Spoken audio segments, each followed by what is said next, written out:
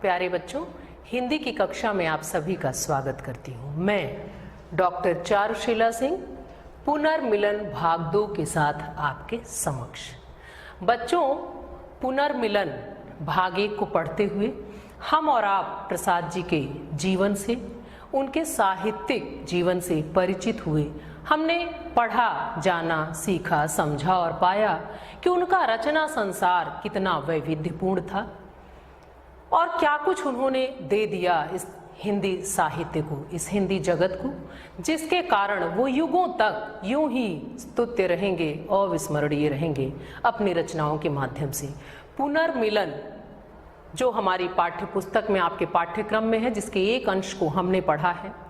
हम और आप यहाँ से हमने शुरुआत की कि ईड़ा विचार मग्न बैठी हुई हैं और अचानक वो चौंक जाती हैं क्योंकि दूर से आती हुई एक ध्वनि उनके कानों में पड़ती है जो पीड़ादायी होती है और रात्रि का प्रहर है। वो चौंकती हैं, वो खड़ी होती हैं, वो राजपथ की तरफ देखती हैं और एक धुंधली सी आकृति उन्हें आती हुई सी दिखती है। पुनः जब वो और पास आ जाती है आकृति, तो स्पष्ट होता है कि एक स्त्री है जो अपने पुत्र के साथ दिख रही है, जो बहुत थकी हुई है, अस्त व्यस्त है और अपने प्रिय को, अपने पति को अपने पुत्र के साथ ढूंढने निकली हुई है। वो स्त्री श्रद्धा अपने पुत्र कुमार के साथ मनु को ढूंढने निकली है। इतना हमने पढ़ा। आइए इस चर्चा को, इस प्रसंग को, इस क्रम को आगे बढ़ाते हैं, अध्ययन के क्रम को आगे बढ़ाते हैं और देखते हैं कि प्रसाद जी के पुनर्मिलन में आज कैसे इस पाठ में और कैसा होता है श्रद्धा, मनु और कुमार का ये मार्मिक मिलन। पाठ का मूल भाव।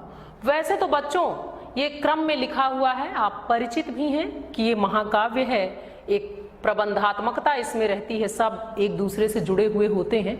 लेकिन जितना हमने इसके पहले पढ़ा था उसमें आपने यही पढ़ा कि मनु नाराज होकर, रुष्ट होकर घर से चले गए हैं और श्रद्धा स्वप्न में उन्हें घायल देखती हैं, ढूंढने निकल जाती हैं। अब श्रद्धा, देखिए अब आगे जो आज हम और आप पढ़ेंगे जिन पंक्तियों के, उनमें कौन से भाव आएंगे। मनु को खोजती हुई श्रद्धा का ईड़ा से मिलने का वर्णन है। अभी हमने और आपने इतना ही पढ़ा है कि ईड़ा जो है वो देख रही हैं श्रद्धा को और कुमार को, लेकिन आज ईड़ा प्रश्न भी करेंगी, वो जानना भी चाहेंगी कि कैसी पीड़ा है, क्या है। और उसी क्रम में जब हम आगे बढ़ेंगे, पूर्णता की तरफ चलेंगे, तो श्रद्धा मनु के सुखद मिलन का मार्मिक वर्णन है। आइए अविलंब चलते हैं पुनर्मिलन की पंक्तियों में। सबसे पहले बच्चों वही काम आप समझ गए हैं, पाठ का काम। सामान्य और विशेष दो ढंग होते हैं। वैसे तो सच कहूं तो सामान्य तो ऐसा कोई ढंग होता ही नहीं है, लेकिन अधिकतर हम यही पाते हैं कि सामान्य ढंग से पाठ कर दिया जाता है। लेकिन आप ये जानते हैं कि कुछ विशेष छंदों पर, नियमों पर निर्धारित होता है काव्य का सृजन। तो जब उसकी सर्जना जिन भावों को लेकर हुई, जिन रसों को लेकर हुई, जो अलंकारिकता है, जो नाद सौंदर्य है, वो आपके पाठ में प्रतिबिंबित हो जाना चाहिए, झलक जाना चाहिए, वही वास्तविक काव्य पाठ होता है। और पाठ तो ऐसा होता है कि जिन भावों की पंक्तियां हों वो भाव आपके मुखमंडल पे प्रतिबिंबित होने लगे, आपके हृदय को मथ दें। पीड़ा है तो पीड़ा के भाव, हर्ष है तो वो हर्ष, वो उल्लास आपके मुखमंडल पर पढ़ते हुए प्रतिबिंबित ही हो जाना चाहिए। इसीलिए पाठ का बहुत ज्यादा महत्व है। आपने महसूस भी किया होगा कि एक ही विषय होता है, एक ही पाठ होता है, एक ही पंक्तियां होती हैं, लेकिन पढ़ने वाले अलग अलग हमारे मन मानस पर प्रभाव छोड़ देते हैं। क्यों? ऐसा क्यों होता है? क्या आपने कभी सोचा है? बच्चों ये इसलिए ही होता है कि कुछ लोग बस काम करने के लिए कर देते हैं, लेकिन वास्तविकता में जिस ढंग से होना चाहिए, जब उस ढंग से पाठ होता है, उस ढंग से काम होता है, तो उसका आपके तन मन पर, जीवन पर भी प्रभाव पड़ता है। जब आप इन पंक्तियों से एक रागात्मक, एक अनुराग स्थापित कर लेंगे, एकात्म भाव स्थापित कर लेते हैं, तो ये पंक्तियां बोझिल नहीं होती, हल्की लगकर आपके मन मानस को प्रफुल्लित करती हैं, आनंदित करती हैं। और तभी वास्तविकता में हम उस आनंद को जी पाते हैं, महसूस कर पाते हैं, जिसको ब्रह्मानंद सहोदर कहा गया है। साहित्य से मिलने वाले आनंद को कहा जाता है कि वो ब्रह्मानंद सहोदर होता है। आप सोचे वो ब्रह्मानंद सहोदर कहा गया, तो जब ब्रह्मानंद जैसा है तो आनंद मिलेगा कैसे? वो आनंद उसके वास्तविकता में घुसकर मिलेगा। कहते हैं कि ज्यों ज्यों बूढ़े श्याम रंग त्यों त्यों उज्जवल हुए, कि जिस भाव में, जिस भक्ति में, जिस प्रेम में, जिस निष्ठा में, जिस चेतना में, जिस संवेदना में, जिस मर्म में आप जितने गहरे उतरते हैं, आप उतना ही शुद्धता लेकर बाहर आते हैं, उतना ही उसको समझ पाते हैं। चलिए सीधे सीधे पाठ की तरफ चलते हैं। और यहाँ तक अभी तो प्रसंग की चर्चा हो गई। अब देखें कि ईड़ा का क्या भाव हो रहा है, क्योंकि अब उन्होंने देख लिया कुमार को और श्रद्धा को। ईड़ा आज कुछ द्रवित हो रही, दुखियों को देखा उसने, पहुंची पास और फिर पूछा तुमको बिसराया किसने। प्रश्नवाचक है। इस रजनी में कहाँ भटकती जाओगी तुम, बोलो तो बैठो आज अधिक चंचल हूँ, व्यथा गांठ निज खोलो तो। बच्चों, जब हम इसमें उतर जाते हैं, डूब जाते हैं, तो ये पंक्तियां मन मानस को बांधती हैं। ऐसा बहुत बार होता है कि हम कुछ पढ़ रहे होते हैं और इतना खो जाते हैं कि आसपास घटित होने वाली घटनाओं से हम अनभिज्ञ रहते हैं, हम जान नहीं पाते हैं। और कभी कभी आपको जबरदस्ती बांध के बिठाना पड़ता है कि ये पढ़ना है, ये जरूरी है। तो इसीलिए बार बार कह रही हूं कि आप मन मानस से जब जुड़ेंगे तो ये पंक्तियां आपको मथ देंगी और आपके मानस पटल पर स्वतः अंकित हो जाएंगी, आप कभी भूल नहीं पाएंगे। ये भाव कितने मनहर हैं, किस तरह बांध रहे हैं। इस पीड़ा में छुपा हुआ प्रेम इन पंक्तियों में सच में महसूस हो रहा है। और यही वो चित्रमयता है जो आपने पाठ के परिचय में पढ़ा था कि ये पंक्तियां भावात्मक हैं, ये पंक्तियां चित्रात्मक हैं। भावों की ये जो शब्द चित्र यहाँ बन रहे हैं, ये उन्हीं भावों की व्यंजना कर रहे हैं जो प्रेम का भाव है, श्रद्धा और मनु का। इस पीड़ा में वो प्रेम है। आइए देखिए, अब ईड़ा ने वो देख लिया है। अब देखिए, ईड़ा आज कुछ द्रवित हो रही। द्रवित होना मतलब पिघलना। ऐसा होता है कि हम और आप जैसे भाव या जैसे चित्र या जैसी घटनाएं देखते हैं, वैसा ही कुछ कुछ हमारे मन में होने लगता है। तो ईड़ा जो है वो जब इस तरह की स्थिति देख रही है माँ और बेटे की, तो वो द्रवित होती हैं। यानी करुणा के भाव, पीड़ा के भाव, दया के भाव, उनके भी मन में संवेदना के भाव, जो मानव होने के नाते स्वाभाविक भी है। तो ईड़ा आज कुछ द्रवित हो रही, दुखियों को देखा उसने। दुखियों, माँ और बेटे को, कि ईड़ा दुखियों को देखकर आज कुछ द्रवित हो गई हैं। थोड़ा सा हृदय जो है वो पिघल रहा है। तो क्या करती हैं द्रवित होने के बाद? पहुंची पास और फिर पूछा तुमको बिसराया किसने। प्रश्नवाचक लगा और प्रश्न कर रही हैं श्रद्धा से। पास पहुंचकर, पहुंची पास और फिर पूछा, पास पहुंच गई और उन्होंने क्या पूछा? तुमको बिसराया किसने। कैसा कौन है जिसने तुम्हें भुला दिया है। बिसरा देना मतलब भुला देना, कि कौन है जो तुम्हें भूल गया है, तुम्हें भुला दिया है। जिस पीड़ा को ये उन शब्दों में, उन पंक्तियों में, उस ध्वनि में महसूस करके चौंक गई थी, उसी पीड़ा की बात कर रही हैं कि पहुंची पास और फिर पूछा तुमको बिसराया किसने, कि तुम्हें किसने बिसरा दिया है। अब देखिए, इस रजनी में कहाँ भटकती जाओगी तुम, बोलो तो बैठो आज अधिक चंचल हूं, व्यथा गांठ निज खोलो तो। अब कहती हैं इस रजनी, रजनी अर्थात रात, इस रजनी में कहाँ भटकती जाओगी तुम, बोलो तो। वो श्रद्धा से कहती हैं कि रात्रि का प्रहर है, ये रात है, तो बताओ इस रात में तुम कहाँ कहाँ भटकोगी, कहाँ कहाँ भटकोगी। ये कहने का मतलब एक आमंत्रण, एक निमंत्रण, एक आग्रह, एक प्रेम, एक संवेदना भी वो व्यक्त कर रही हैं कि तुम यहीं मेरे पास रुक जाओ। इस रजनी में कहाँ भटकती जाओगी तुम, बोलो तो। कहते हैं तुम कहाँ जाओगी, मतलब तुम यहाँ रुको, बैठो आज अधिक चंचल हूँ, व्यथा गांठ निज खोलो तो। फिर कहते हैं बैठो आज अधिक चंचल हूँ, कि तुम यहीं मेरे पास बैठो, क्योंकि मैं आज बहुत चंचल हो गई हूँ। चंचल क्यों है? ये पीड़ा के जो स्वर, ये जो ध्वनि उनके कानों में पड़ी है, इसने चंचल कर दिया है। ये जानने के लिए, ये वो वजह जानना चाहती हैं, वो कारण जानना चाहती हैं, वो हेतु जानना चाहती हैं जो इतना पीड़ा दे रहा है श्रद्धा के हृदय को। जो टीस उन्होंने शब्दों के माध्यम से महसूस किया है, उस पीड़ा के लिए चंचल हो रही हैं और कहती हैं व्यथा गांठ निज खोलो। तो व्यथा मतलब परेशानी, पीड़ा की गांठ, कि वो क्या है, वो दर्द जो तुम्हारा है उसको, निज मतलब अपने इस दर्द के गांठ को, उस पीड़ा को, उस रहस्य को तुम खोलो। मैं चंचल हूं, मैं जानना चाहती हूं कि कौन है जिसने तुम्हें भुला दिया है। आइए बच्चों और आगे बढ़ते हैं। अब देखिए ये जो अंश है, सबसे पहले तो पाठ करेंगे, उसके बाद निहितार्थ की तरफ चलेंगे। इन पंक्तियों में जीवन का एक बहुत बड़ा मर्म भी छुपा हुआ है। देखें, जीवन की लंबी यात्रा में खोए भी हैं मिल जाते, जीवन है तो कभी मिलन है कट जाती दुख की रातें, श्रद्धा रुकी कुमार श्रांत था मिलता है विश्राम यहीं, चली ईड़ा के साथ जहां पर वग्नि शिखा प्रज्वलित रही। अब देखिए इन पंक्तियों में चलें, बहुत बड़ी बात कह दी गई, जीवन की लंबी यात्रा में खोए भी हैं मिल जाते। बच्चों जीवन कितना बड़ा है या कितना छोटा है, जीवन रूपी यात्रा जो है वो कहाँ से शुरू होती है और कहाँ तक इस यात्रा में हम और आप और किसके किसके साथ कैसे कैसे चलते हैं, ये अनुमान नहीं लगाया जा सकता।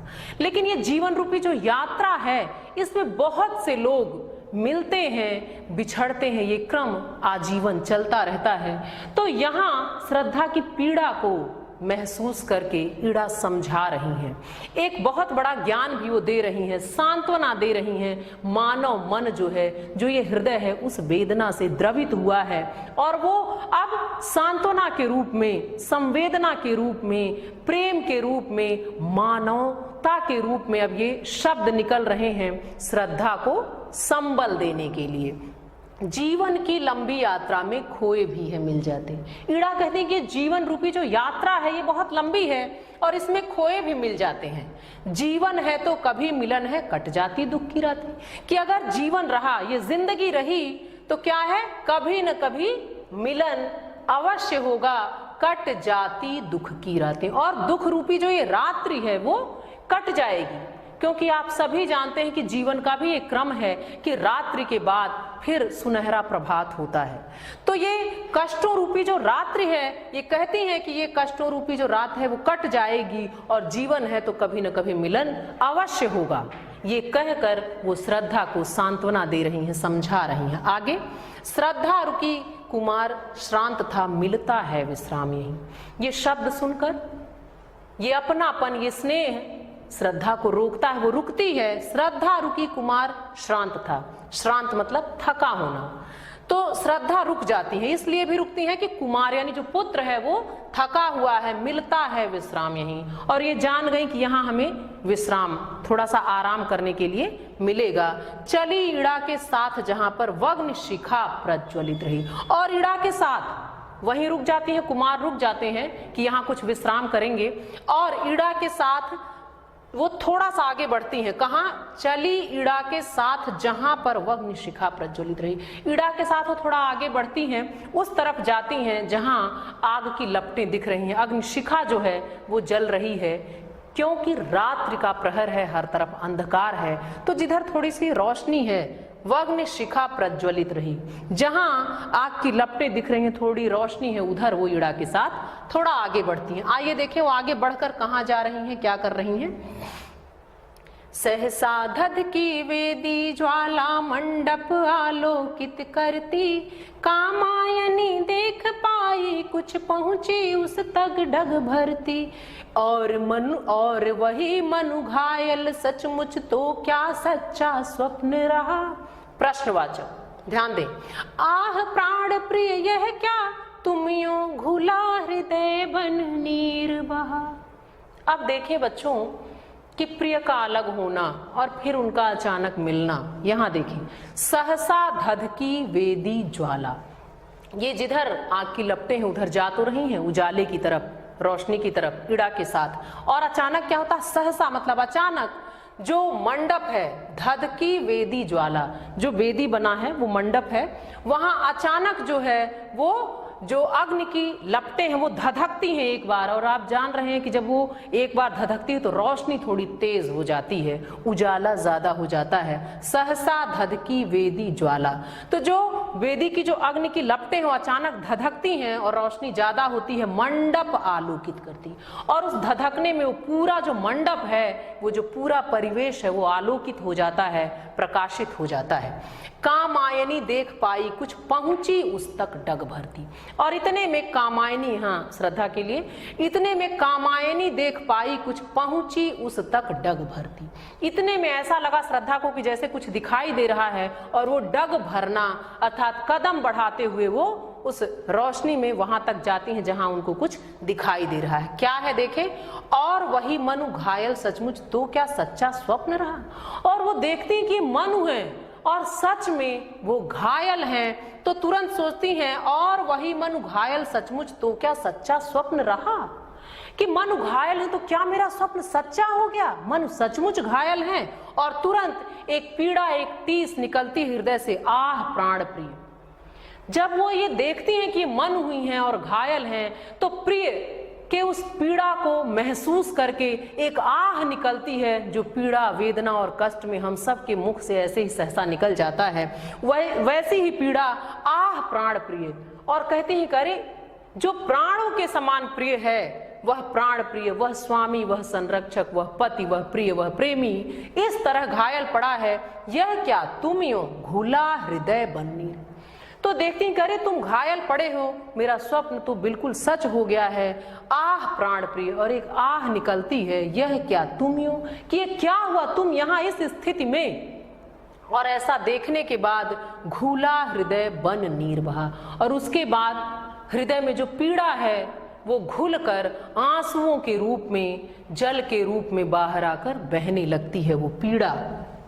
और आगे चलें बच्चों, देखें, ईड़ा चकित श्रद्धा बैठी वह थी मन को सहलाती, अनुलेपन सा मधुर स्पर्श था व्यथा भला क्यों रह जाती। प्रश्नवाचक देखते रहे। उस मूर्छित नीरवता में कुछ हल्के से स्पंदन आए, आंखें खुली चार कोनों में चार बिंदु आकर छाए। अब देखिए बच्चों कि ये ईड़ा के साथ आई, और जब अग्निशिखा, आग की लपटें तेज हुई, वो धधका बेदी ज्वाला, तो इन्हें दिखे कि कुछ दिख रहा है। ये पास पहुंचती हैं, देखती हैं कि ये मनु हैं और वो सच में घायल हो गए हैं, और आंखों से वो पीड़ा, वो प्रेम आंसू के रूप में छलक पड़ते हैं। इसको देख रही हैं ईड़ा चकित। ईड़ा चकित श्रद्धा बैठी वह थी मन को सहलाती। ईड़ा चकित हो गई कि यह क्या, वो अंदाजा लगाने लगी कि ये क्या हुआ, शायद इन्हीं को ढूंढ रही थी। ईड़ा चकित हो गई, श्रद्धा बैठी वह थी मन को सहलाती। वो देख रही है कि श्रद्धा आकर बैठ गई है और वो मन को सहला रही है। अनुलेपन सा मधुर स्पर्श था, व्यथा भला क्यों रह जाती। और वो मन को सहला रही है, तो अनुलेपन सा, अनुलेपन के जैसा, मरहम के जैसा मधुर था श्रद्धा का वो स्पर्श। तो इस तरह के स्पर्श में व्यथा भला क्यों रह जाती। जब अनुलेपन, मरहम लगाया जाता है, तो जो घाव है, जो टीस है, जो पीड़ा है, जो दर्द है, वो हर जाती है, वो दूर चली जाती है, वो कम हो जाती है। तो जो यहाँ श्रद्धा का छुअन है, जो स्पर्श है, जो सहलाना है, वो अनुलेपन जैसा है, वो मरहम के जैसा है। तो व्यथा यानी जो पीड़ा है वो भला कैसे रह जाती। तो पीड़ा क्या है, वो कम होने लगी, वो इस स्पर्श ने हर लिया। हम सभी भी जानते हैं कि एक स्पर्श छू कर भी होता है, एक शब्दों का भी होता है। यहाँ मूर्छित है मन। आगे देखें, और ये कितना चमत्कारी होता है, हमने और आपने भी जाना है कि चिकित्सा की भी बात करें तो दवाओं के साथ जो संवेदना से जो लोग जुड़ते हैं, जो भाव, जो शब्द हृदय में लोगों के उतरते हैं आत्मीयता के, और उसमें अगर एक अपनापन, एक स्पर्श भी मिलता है, तो फिर क्या होता है, व्यथा, वो पीड़ा कुछ हद तक, बहुत हद तक कह सकते हैं कम हो जाती है। यहाँ मन के लिए ये अनुलेपन के जैसा है श्रद्धा का स्पर्श। आगे देखिए, उस मूर्छित नीरवता में कुछ हल्के से स्पंदन आए। स्पंदन मतलब कंपन, हिलना। उस मूर्छित नीरवता में कुछ, नीरवता रात्रि का प्रहर है, वैसे भी हर तरफ सन्नाटा है, आपने पढ़ा पहले। लेकिन यहाँ मनु के संदर्भ में है उस मूर्छित नीरवता में। मनु मूर्छित हैं, चेतना नहीं है, लेकिन जब श्रद्धा छू रही हैं, सहला रही हैं, तो उस मूर्छा में, उस मूर्छित नीरवता में, उस सन्नाटे में हल्का सा कंपन आता है।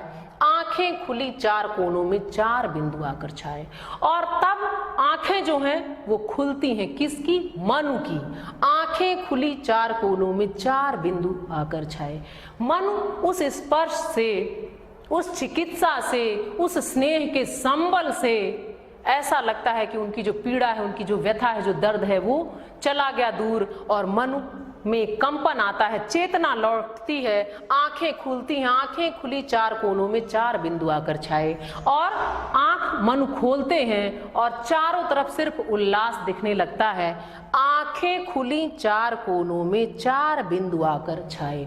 दो आंखें मनु की, दो आंखें श्रद्धा की। ये जब मनु अपनी आंखें खोलते हैं तो ये चारों आंखें मिलती हैं, और ऐसा लगता है कि हर तरफ चार बिंदु आकर छाए। सब कुछ जो है वो पूरा परिवेश जो है वो फिर से प्रसन्नचित हो जाता है, और उसमें एक आह्लाद हर तरफ छा जाता है, क्योंकि अब प्रिय जो है वो मिल गए हैं। तो इधर श्रद्धा का वर्णन है, उधर कुमार जो श्रांत थे, थके थे, आराम कर रहे हैं, उनके प्रसंग की ओर चलते हैं। उधर कुमार देखता ऊंचे मंदिर मंडप वेदी को, यह सब क्या है नया मनोहर, कैसे यह लगते जी को। माँ ने कहा रे आ तू भी देख, पिता है पड़े हुए, पिता आ गया लो यह कहते, उसके रोए खड़े हुए। बच्चों, आपने यहाँ तक पढ़ लिया कि श्रद्धा मनु से मिल चुकी है, लेकिन अभी कुमार नहीं मिले हैं। अब इधर कुमार की चर्चा देखें कि अब कुमार देख रहे हैं, क्या देख रहे हैं? उधर कुमार देखता ऊंचे मंदिर मंडप वेदी को। कुमार अब उस मंडप में, जैसा आपने पढ़ा कि वो मंडप है तो वहां वेदी है, यज्ञ स्थल है, तो ऊंचे ऊंचे मंदिर मंडप और वेदी को कुमार देख रहे हैं। यह सब क्या है? नया मनोहर। और कुमार देख रहे हैं कि ये बिल्कुल नया लग रहा है और मनोहर है, यानी मन को हरने वाला। मनोहर दो शब्दों की संधि हुई है। मन का जो हरण कर ले, जो मन को ही चुरा ले, चित्त को चुरा ले, वो होता है मनहर, वो होता है मनोहर। तो कुमार ये देख रहे हैं और ये सारा दृश्य उन्हें मनहर लग रहा है, मनोहर लग रहा है। कैसे यह लगते जी को, और सोच रहे हैं कि जी को, हृदय को कैसे लग रहे हैं, वो उन्हें आकर्षक लग रहे हैं। तब तक क्या होता है, वो घूमकर सब कुछ दे रहे हैं, ये नयापन उन्हें लग रहा है, ये सब क्या मैं देख रहा हूँ, ऊंचे ऊंचे मंदिर मंडप वेदी। और इतने में माँ ने कहा अरे आ तू भी देख, पिता है पड़े। इतने में कानों में एक स्वर पड़ता है, किसका? श्रद्धा का, कुमार की माँ का स्वर कानों में आता है। माँ ने कहा अरे आ तू भी देख, पिता हैं पड़े हुए। श्रद्धा कहती है कुमार से कि तू भी आ देख, पिता यहाँ पड़े हुए हैं। वो बुलाती हैं, और जैसे ही माँ के स्वर कुमार के कानों में पड़ते हैं तो पिता आ गया लो यह कहते उसके रोए खड़े हुए। और जैसे ही ये स्वर पड़े कि पिता यहाँ पड़े हुए हैं, पिता आ गया लो, तो पुत्र तुरंत कह रहा था पिता आ गया लो, यह कहते रोए खड़े हुए। क्यों खड़े हुए? क्योंकि प्रेम की जो पीर है उसको महसूस किया है कुमार ने, उसको महसूस किया है श्रद्धा ने।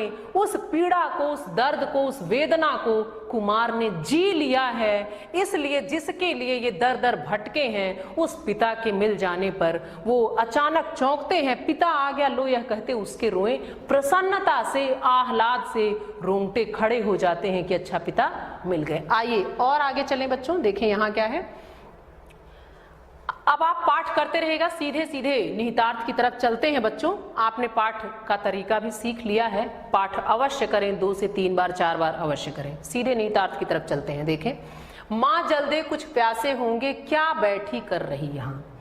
बच्चों, ये चाहे समाज हो, जीवन हो या परिवार हो, आप जानते हैं हर व्यक्ति अपने हिस्से की जिम्मेदारी निभाता है और निभाना भी चाहिए।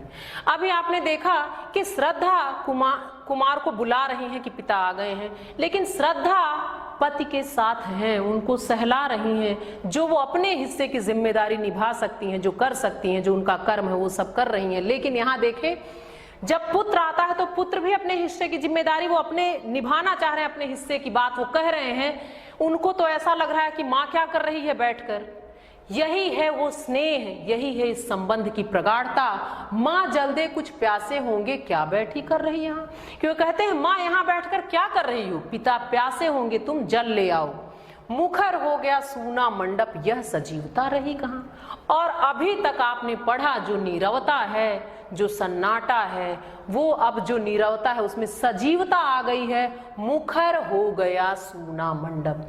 अब श्रद्धा ने बुलाया, कुमार भी आ गए हैं।